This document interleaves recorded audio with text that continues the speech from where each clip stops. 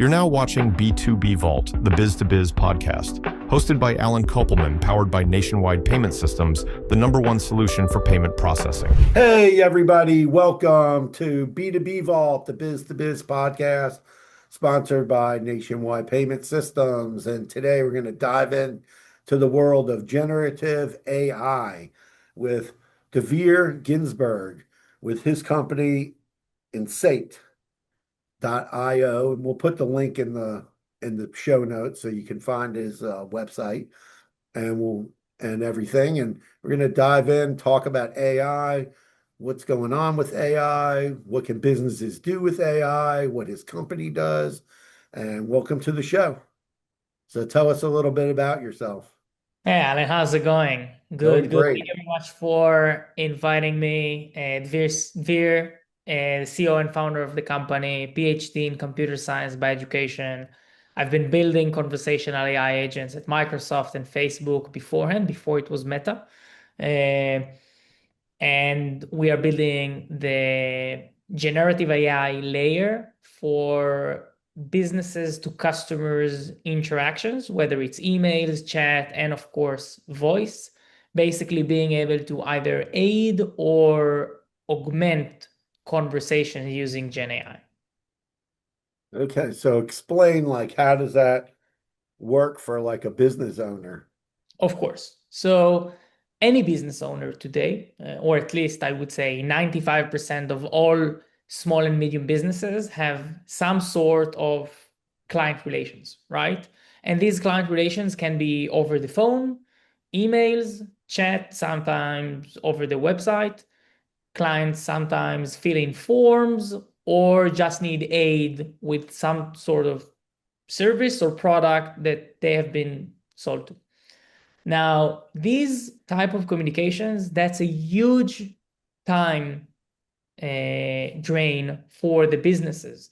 And also, as businesses scale, making sure that the quality of these interactions actually stay in par with what the business owner expect them to be. And later on in today's discussion, I will give some stories that every time that I recall these, I'm amazed by how we are sometimes concerned with the quality of Gen AI, but don't remember that sometimes the quality of the service that we provide today, when we offshore it or when we pass it to someone else and we are not doing it ourselves as business owners, is not that good as well. So what we do, but Gen AI in general is headed toward, is how can we take all these customer-facing interactions that businesses have and either augment or replace those using Gen AI, whether it's in after working hours, in the mundane day-to-day interactions, or even when it comes to doing proactive servicing and proactive sales. So for example, outbound calls, whether it's cross-sell, upselling, seeing that something changed in the account, and then calling. And of course, that would be a Gen AI agent. And again, I can only assume that at least 30% of our listeners today have already spontaneously had a call with the Gen AI agent and either knew they were speaking with a Gen AI agent or sometimes didn't even know they are speaking with a Gen AI agent. So this is not the future. This is already the present. We are having these conversations. Gen AI agents are there. And now the question is, how can we make them in a way that is not simply a one-off? They are doing the call center system. They are doing a very specific use case, but actually in every conversation that we have with end customers, we have Gen AI either helping us or doing it for us to have more time to do other stuff. Yeah, one thing I see quite a few companies doing, and not enough of them, is with customer service. So we have a few softwares that we sell, and a couple of the companies got really smart, and so when somebody has a customer service question, if they call on the phone, sometimes it'll say, "Oh, go to the website and click, the frequently asked questions," and there's an AI there that tells them, and sometimes they get the answer. And once they start doing that, we've noticed that call volume by our customers calling into the help desk drops significantly. Like one company, calls dropped almost 50%. And that's a huge savings for them Yeah. answering simple questions like, how do I add an employee? Or how do I set up a recurring transaction? Things like that, you know. And Yeah. we've even added into our software video. So each screen somebody's on, it'll say, "Oh, are you not sure how to use this? Click here." And that's, you know, they're looking at a video versus calling us on the phone and waiting and or getting a call back. Everything's moving faster. Yeah. Yeah. 100%. And again, just to make it very clear, today it's not only chat, it's also voice, right? So the Yes. voice systems today are so good that you are able to have a natural interaction, voice conversation with Gen AI agent that will feel as natural as speaking with a human. And they can, I hope I'm not frightening anyone, but they can giggle and they can pause and they can sound frustrated together with the client and give the experience that they are actually with us as we go through that either challenge or purchasing acquisition process. Yeah, I've definitely seen like service companies, like air conditioner company. You call up, and instead of leaving them a message now, you're getting an AI agent, and the AI agent's going, "Oh, is this an emergency?" Blah blah blah. Or even if you filled the form in on the website, you're getting a call back like in 2 seconds from the computer, and they're talking to you, and you say, "Yeah, this is an emergency. My air conditioner broke. Don't break air conditioner. We're having super hot weather today in Florida." And Yeah. so we don't want to say something and it comes true. But you know, you get these calls back, But and but then if it will happen, they will answer in 2 seconds, you see. yeah, they answer right away. And companies that are instituting this are seeing, you know, better conversion of sales and things like that. And I mean, I know a lot of like large ticket companies use these kind of things too, like somebody selling a generator or solar. Someone fills out a form on a website, and instead of it going to a call center in the Philippines, it goes to the computer, computer's calling back. I think it's good. I don't think it's bad. Yeah, 100%. I think, as you said, I think my responsibility here in today's call is to say that not only that it improves support and it generates operational reduction and cost savings, it also increases sales. Now, I will say that especially when we deal with more complex type interactions, you need to do more than just having the FAQs, as you mentioned beforehand, to actually generate good and quality experiences. Because when you're dealing with sales, and we are all, at the end of the day, we are all salespeople, right? Right. We're dealing with sales, you need to be able to understand what works and what doesn't. And what works and what doesn't, that's a type of expertise that you need to be able to distill. Because, and we work with many either auto lenders, service providers, banks as well. And we are sometimes speaking with debt collectors that are doing debt collection for 19 years. Simply reading a PDF or a form, zero chance you will be as good as these debt collectors, right? And this is why, to be able to do sales properly, and this is the foundations the company was founded on, you need to be able to not only digest PDFs, forms, many chatbots, they scrape the website. That's not enough. You need to find a way to take conversations, real interactions between the business owner, the customer support representatives, the tellers, the salespeople, and distill the way they do it into your agent. So again, hope I'm not freaking anyone, but our AI agents, they sometimes they'll tell jokes that the business owner is telling over the phone when they are pitching. So we are able to understand what works and what doesn't in these conversations. And these will be the tools and techniques we will use as our AI agents speak. Because if you want to sell, if you want to convert, if you want to upsell, or cross-sell, you need to have that type of natural, not only natural sound, because natural sound has become commodity already. You need to be able to be natural in the way you interact. And for that, you need to understand what good really means. Oops, excuse me. Yeah, Yeah. it's very important, when you're when you're making sales, every business, and I always say this, every business involves sales. There's no business that doesn't involve sales because you're ultimately selling. And I learned that when I was very young and I was a chef. And I'll never forget, I was a chef of a hotel. And my boss said, "Oh, you got to come to the catering office to help us with a sale with a client." I was like, "What?" I was like, "Oh, the chef doesn't have to make sales," but it doesn't matter what job you're in, what business you're in. Sales is the activity that generates money. And then on the other end of that, you have to have good systems so that you can accept payments. Because, the big talk is now also about agentic commerce, and sales is the beginning of that journey. 100%. So, when it comes to agentic commerce, you have two sides of the same coin. One, you have, and this I will say, I think that we are still a bit far, but we will get there very soon. MasterCard, Amex, all are already playing in that court.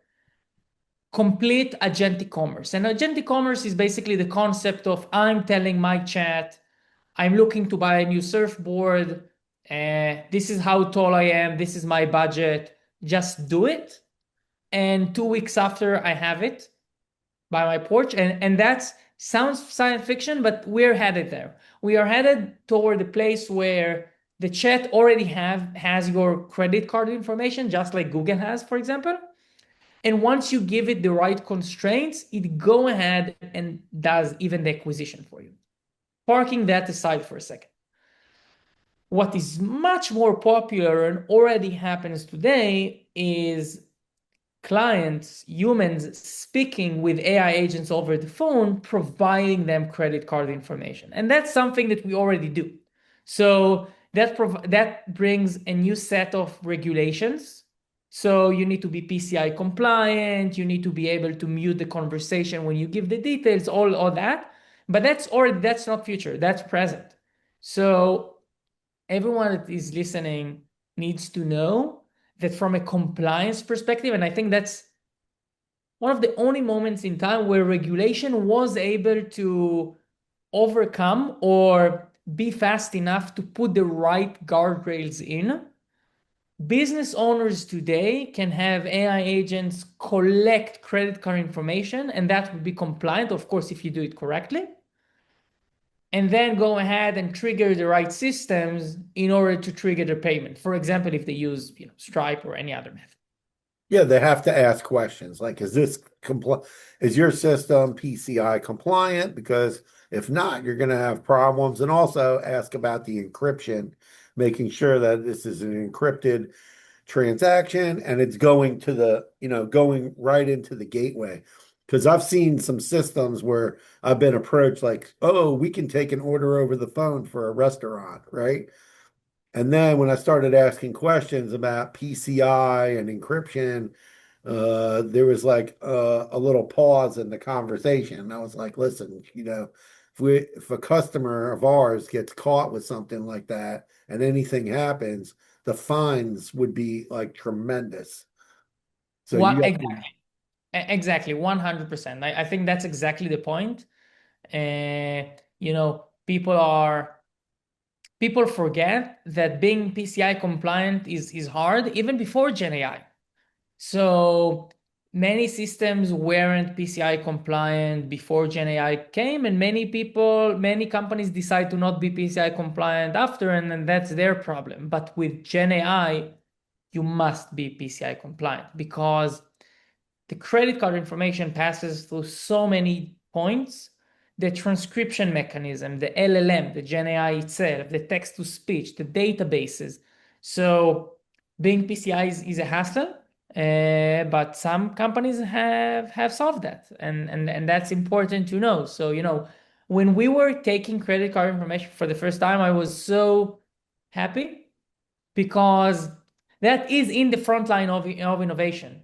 And the fact that we have calls, I can send you a few afterwards. You can play them if you want to. That clients don't believe they speak with AI, or they thank AI in a way that they say, you helped me so much. That's exciting, right? Because Yeah. these clients, they wanted to partner with that business and they couldn't beforehand. And I can give you the 180 degrees perspective where, again, we start every partnership with a new business with something that we call as interaction mining. So we have more than 250 connectors to Google and Outlook and chat and all the other systems, and of course voice systems and telephony and all others, where we take these interactions, existing interactions between humans and tellers, and we analyze the current state.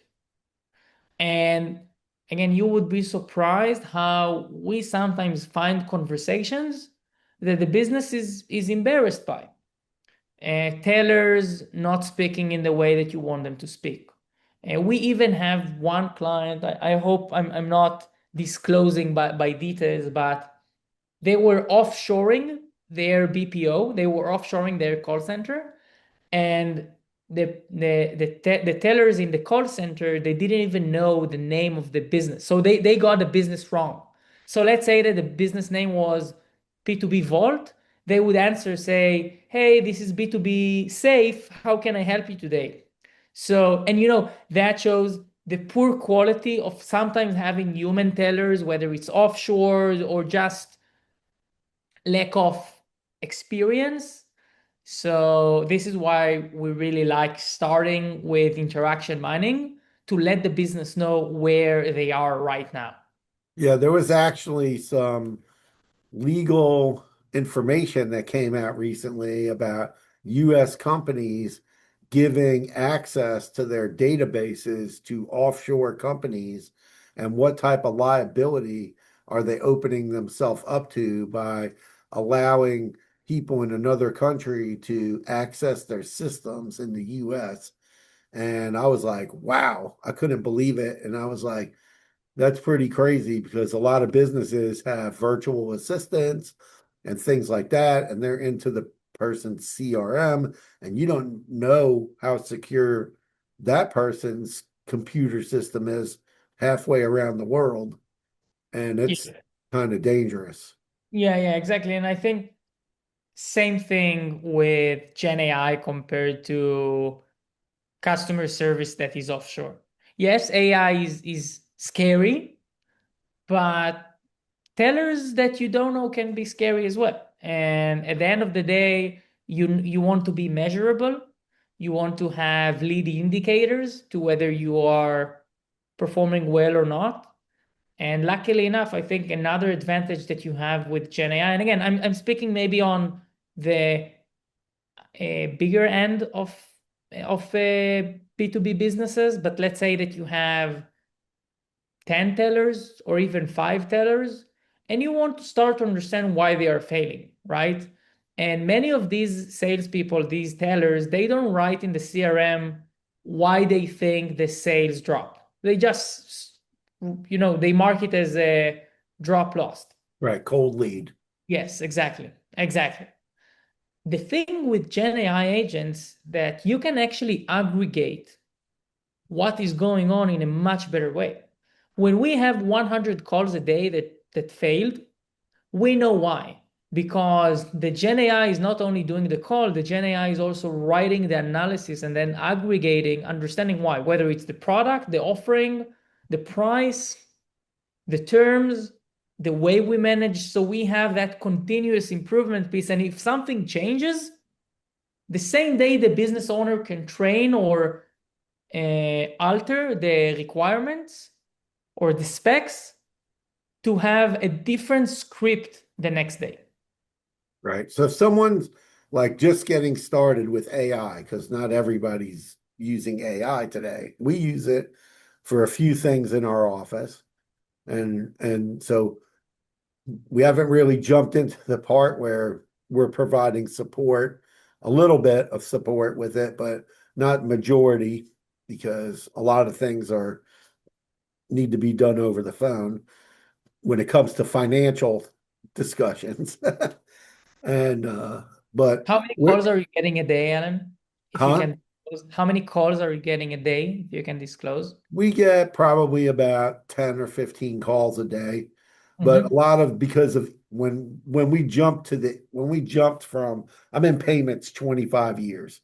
So I go back to analog telephone lines, and now we're at, the internet and EMV chip. So when we jumped in 2015 to the EMV chip and encryption, a lot of the telephone calls that used to come directly into our office now have to go be routed through customer service because these machines and a lot of software that we use is all tracked by serial numbers, right? Or their account number. And because of that, we also don't have access to these databases that used to show us like almost like we never saw the full card number, but Mm-hmm. you could get access to the full card number. Now that's completely shut off. So unless you're level one PCI compliant, you don't get access to that. So we get more sales calls than anything, or people that fill out forms and then we call them back. And obviously, AI would be great to like call all these people back. Hey, Mm-hmm. blah, blah, blah, call them back on the phone. But if you're like a small business owner, like we use it for SEO, we use it to help with writing blogs, writing emails, developing, drip campaigns and different things like that, A/B testing. That's this little simple stuff that we started doing even like 2 years ago. And but if a business owner was getting started today, what kind of things would you recommend for a business owner to start thinking about? Yeah, right. So I'm putting the hat of customer-facing interactions, and needless to say, there are so many more opportunities from automating internal processes to HR to marketing to productivity. Of course, Gen AI can and should affect every segment of your business. But from a customer service, customer interaction, sales perspective, everything that is customer related and customer engagement related, I would start with analyzing. And I think the key takeaway or the key lesson for me, and that's after doing it with many businesses, start by being able to export your emails, chats, and phone calls. Because whether you use Claude or OpenAI or Gemini, speaking with them. So first of all, uploading, and that's fully secured, especially if you have the enterprise license that lives, they don't use that to train any models. When you upload these conversations, calls into Claude, it is able to give you such high value insights into where and whether you should even start. And I'm coming from a position, right? I'm not objective, but there is a chance for Claude, and of course our interaction mining might be a bit more complex, but the basics, it touches on the same pains.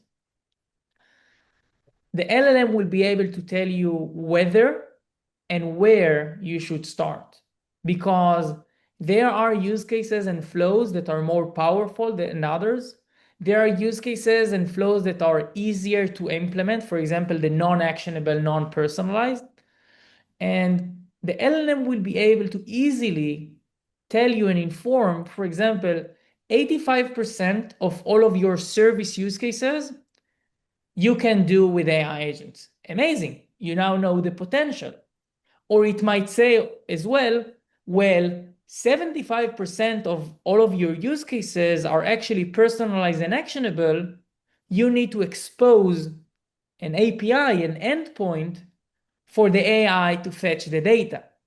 Now, for some small and medium businesses, that's just something that they don't have yet, right? Asking them to expose their CRM for an API. Maybe they don't have it.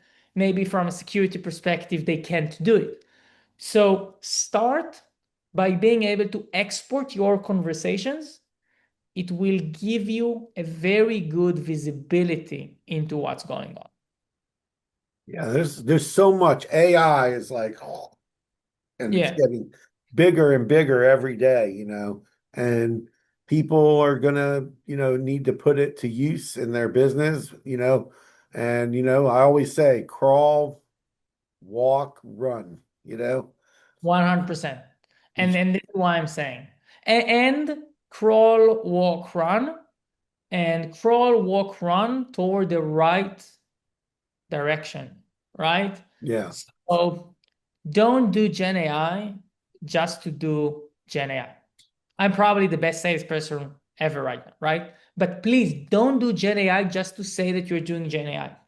Do Gen AI if you know and understand what is the value it's going to provide you.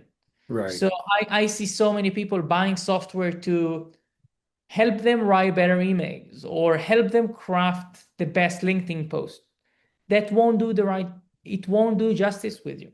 At least today, maybe in the future. But people are still looking for that personal touch there. So, and this is why I'm suggesting starting with exporting your existing interactions with clients, because LLMs will be able to help you and help you understand whether you have potential. Because maybe you don't have any calls, and maybe your calls are so complex that AI cannot fix, but you won't know. You need to be data driven. yes, definitely, everything's in the data, but from a simple standpoint, like hooking up at voice AI up to your forms, somebody fills out a form, and even in the middle of the night, they still get a phone call. Yeah, yeah, Or after you're closed because you're on the East Coast and they're in California, and it's 5 o'clock here and it's 1 o'clock in the afternoon there. And then, you have it notify you, hey, somebody called, somebody filled out a form, and then you can call, the AI gets their information, texts it to you and or something, and then you're able to act on that. Because when you own a business, owning a business is not a 9 to 5 job. It's yeah, 24/7. yeah. That's for sure. That's for sure. And luckily now you have people that don't sleep. Right. So if you had to give business owners, 3 or 4 pieces of advice about AI, what would you tell them? Like how to get educated, how to get more information, how would they get started, different things like that. What would you say? Yeah, cool. So only two. You asked 3 to 4. I'm condensing it. I Okay. hope if two that are as good as four. One, if you are using Google Calendar, connect your Google Calendar to either OpenAI or Claude. I'm not promoting any of these. They both have what is called a connector. And your mind would be blown away by how good it understands where you waste time. So it is as easy as connecting Claude to your Google Calendar and then asking it and then telling it, for example, I'm a business owner doing ABC. Please tell me where I waste most of my time and what should I do to improve it. And the insights that you're going to get are mind blowing. It's like someone putting facts and reality in front of you, telling you as a business owner, you should spend more time here and not there. And the second, which I think relates to the first one, and I touched on it beforehand, start with the data. It's the easiest thing. Gen AI is like a huge hammer right now, and everyone are looking for screws. And everyone are hammering. I have Gen AI, so I will do everything with Gen AI. People are trying, build podcasts with Gen AI. People are trying to build. It's it's an amazing hammer, but you need to understand what it actually fixes or does. So understand your business well, connect it to the LLM, write the right questions to understand where value resides. we are, and it needed bravery to do that. But today, we are not starting with a client, even if they want to partner and they want to run fast. We don't start with a client before we go through the interaction mining process. And that's time, right? And some of the clients are telling us, no, but exporting the calls is very challenging. We're saying no. If we're not going through the interaction mining process, there is zero chance we will actually understand your business. So there is zero chance we will actually be able to provide you meaningful value. Yeah, you got to start somewhere. So you have to start with the simple things and then go all the way through the process to figure out where the best use case is in your business to use AI. Another thing, one of my big pointers I give people is learn how to prompt and ask the AI the right questions, because AI is going to give you the answer based on what you're asking it. It's not good at guessing. Right, exactly. All right. Well, thank you for joining us on the podcast today. And let people know where they can find you. Of course. The easiest route would be my LinkedIn, Dvir Ginzburg. Of course, it will appear in the podcast, as well as just shooting me an email. I will make sure to attach it here as well. That would be the easiest thing, trying to be as responsive as possible. All right, so you can find him. And also his website is insait.io. And thank you for joining us on the podcast today and talking about generative AI. This is a great conversation. And, we touch on AI a lot on the podcast, and it's great to have experts on to talk about exactly what's going on in the world of AI. And everybody have a great day. Peace out. And as I always say, carpe diem, seize the day. Thanks for listening to B2B Vault.